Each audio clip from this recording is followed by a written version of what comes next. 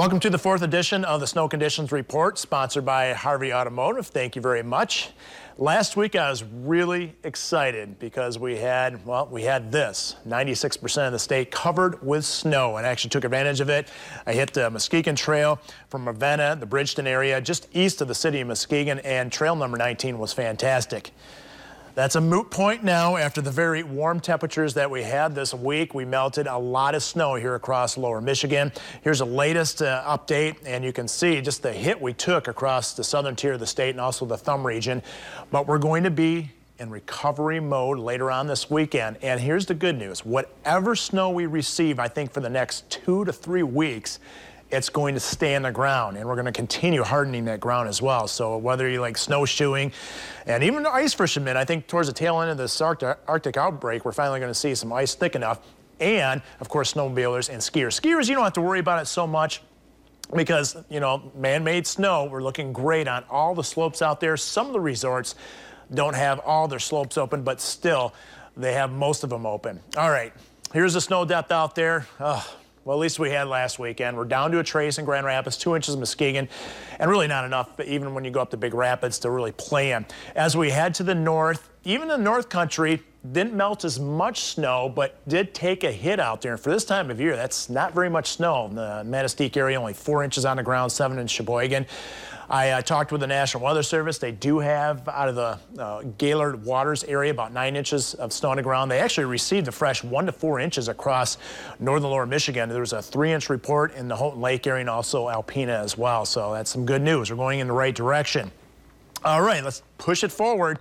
This is one of the forecast models, a European model. It's a 15-to-1 ratio, and by Christmas morning, you know, I think most of us, even if you're not a big fan of the snow, I think most of us would like a white Christmas. And it looks as if we are going to have it. The system's going to just kind of sideswipe southern lower Michigan. It's a weak one, but it should spread some snow in the area later on Christmas Eve. And then that will transition over to lake effect snow, especially on Christmas morning. So I'm hoping everybody gets a white Christmas. And this forecast model gives us about 3 inches worth of that snow. Now, here's the weekend forecast in terms of the snow, and it's not just here in southwest lower Michigan that we got to receive it, also areas to the north. I think in Grand Rapids, 1 to 3 inches is fairly safe throughout the weekend. And in the lake effect belt area, especially later on Sunday and the Sunday night, we'll add another 3 to 6 inches in those locations. And even going further yet, as I mentioned, once that snow is established and that cold air continues to build in, it's Arctic, so you know what that means. It means lake effect. It's not going to be perfect conditions because the lake effect is going to be the air mass is going to be so dry, but nonetheless, we will generate some solid lake effect snow. Gives Grand Rapids a 10-day snowfall forecast all the way in the last day of December, 8 inches of snow. Of course, as you get closer to lakeshore, where you see those pinks, and that's consistently over 10 inches in some locations, closing in on 20 inches of snow in northwest lower Michigan. So it looks good for you snow lovers out there. Now, bringing it back to this weekend, for Saturday, high temperatures in the northern part of the state, generally in the 20s. And in the 30s, though, here across central and southern lower Michigan. But that changes.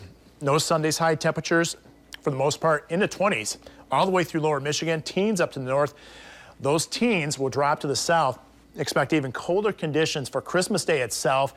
And look, once we get beyond Christmas, I mentioned that we're not going to melt any snow anytime soon.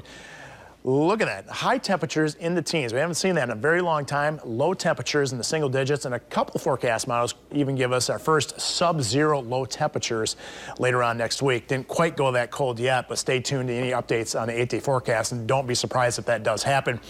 Now, the cold air, as I mentioned, is going to stick around, not just here in the Great Lakes, but much of the eastern half of the United States. When you have much below average temperatures this time of year, where the average high is 32 degrees, you know we're in a cold stretch of weather. This takes us right on through January 4th, and at the same time, it looks as if we'll have above average amounts of precipitation, so that will mean snow. Forecast models are all over the place with systems moving through. It seems like every single model run changes, and every single model is a little bit different. But in a nutshell, we're going to continue adding up the snow over the course of the next 2 to 3 weeks as it looks here across the Great Lakes. Now, even going beyond that, this takes us all the way to January 9th, and you can see Still, the eastern half of the United States, especially Mississippi River eastward, including the Great Lakes, will continue with below average temperatures. Where you see the blues and the greens, that means colder than average or colder than normal, with the warmer temperatures remaining off to the west. Now, I think later in January, we're probably going to pull out of this pattern with the January thaw. But the next 2 to 3 weeks look really, really good.